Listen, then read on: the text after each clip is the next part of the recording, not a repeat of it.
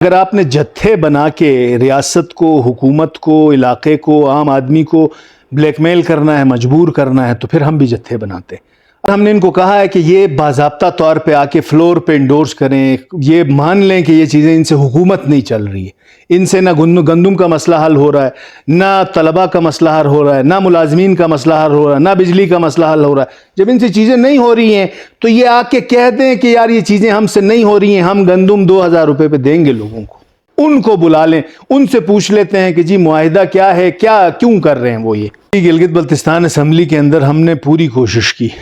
کہ یہ جو سانحہ ہڈر ہے اس کے اوپر، اور گندم سبسڈی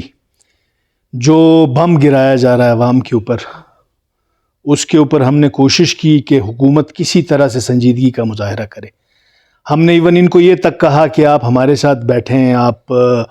وے آؤٹ نکالنے کی ہم مل کے کوشش کرتے ہیں، حکومت کا بھرپور ساتھ دیں گے، اپوزیشن کا، لیکن یہ ہر حال میں غریب کے منہ سے نوالا چھیننا چاہ رہے ہیں۔ انہوں نے ہر حال میں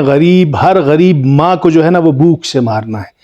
کچھ مائیں ہیں، کچھ بہنیں، کچھ بھائی ہمارے زخمی ہوئے ہیں، شہید ہوئے ہیں، گمنام راہوں میں مارے گئے ہیں ہڈر میں، باقی ماؤں کو، بہنوں کو، بھائیوں کو اور ضعیفوں کو یہ بھوک سے مارنا چاہ رہے ہیں۔ ہم نے ان سے یہ بھی کہا کہ آپ سنجیدگی کا مظاہرہ کریں، لیکن یہ آج نوٹیفیکیشن کرنے جا رہے ہیں، یا ایک دو دن جو ہے وہ التوا میں ڈالیں گے اس کو۔ آج یہ پھر سے کوشش کر رہے ہیں کہ ان کے اتحادی جماعتوں کے جو ہے سربراہان کو بٹھائیں آپس میں، جو ممبران ہیں ان کو آپس میں بٹھا کے ان کو منائیں۔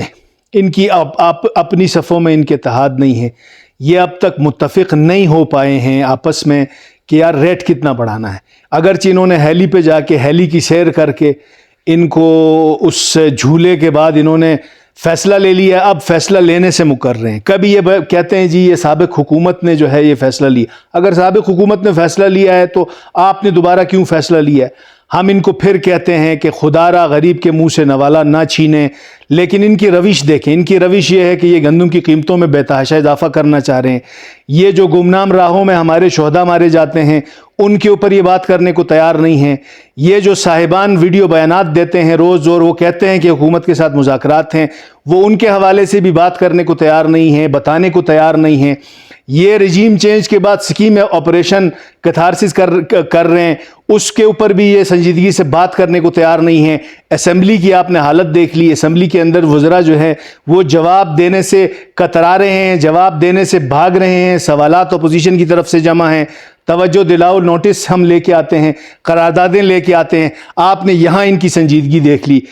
کس مرحلے پہ آپ ان کی غیر سنجیدگی کو دیکھیں گے؟ اپنے آپ کو انہوں نے صرف طفلانہ تسلی دی ہوئی ہے کہ سب اچھا ہے، کبوتر کی طرح انہوں نے آنکھیں بند کرنی ہیں۔ آپ کسی بھی سیگمنٹ کو دیکھ لیں، آج آپ کے ملازمین احتجاج پہ ہیں، طلباء احتجاج پہ ہیں، لوگ احتجاج پہ ہیں، لوگ مر رہے ہیں، زخمی بلک رہے ہیں، سسک رہے ہیں، لیکن ان کو اپنی شاہ خرچیاں، ان کا پرائم کام، یہ اگر کوئی بل لے کے آتے ہیں اس میں بھی ان کی اپنی ایکوموڈیشن ہے، سمریز ان کی چل رہی ہیں، معاونین،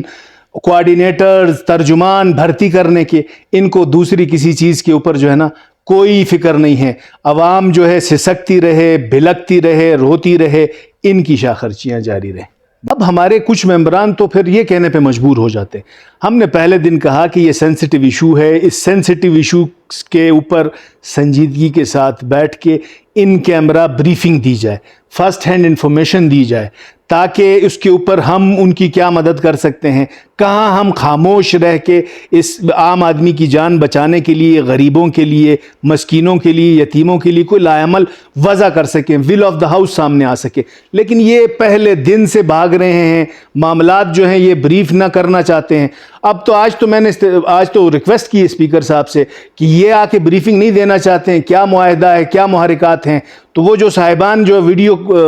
پیغام جاری کر رہے ہیں، میں نے اسپیکر صاحب سے آج ریکویسٹ کی